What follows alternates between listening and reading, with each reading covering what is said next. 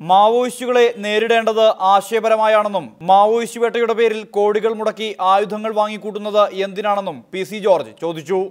Maoist വേട്ടയ്ക്കായി കോടികൾ മുടക്കി ആയുധങ്ങൾ സംഭരിക്കുന്ന പോലീസ് ഡിപ്പാർട്ട്മെന്റ് നടപടിയോട് യോജിക്കാൻ കഴിയില്ല.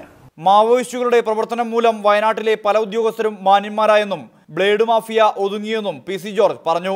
മാവോയിസ്റ്റ് ഭീഷണിയുടെ കാര്യത്തിൽ രാജ്യസുരക്ഷയ്ക്കാണ് പരിഗണനയെന്നും അക്കാര്യത്തിൽ വിട്ടുവീഴ്ചയില്ലെന്നും മുഖ്യമന്ത്രി പറഞ്ഞു.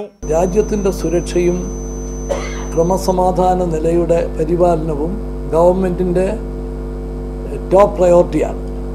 അതിനകത്ത് ഒരു ചെറിയ വീഴ്ച പോലും നമുക്കുണ്ടാകാൻ പറ്റില്ല. എന്നാൽ മാവോയിസ്റ്റുകൾ ആക്രമണം നിർത്തിയാൽ മാത്രമേ മാവോയിസ്റ്റ് വേട്ടയും അവസാനിപ്പിക്കാൻ കഴിയൂ എന്ന് ആഭ്യന്തരമന്ത്രി രമേശ് ചെന്നിത്തല മറുപടി നൽകി.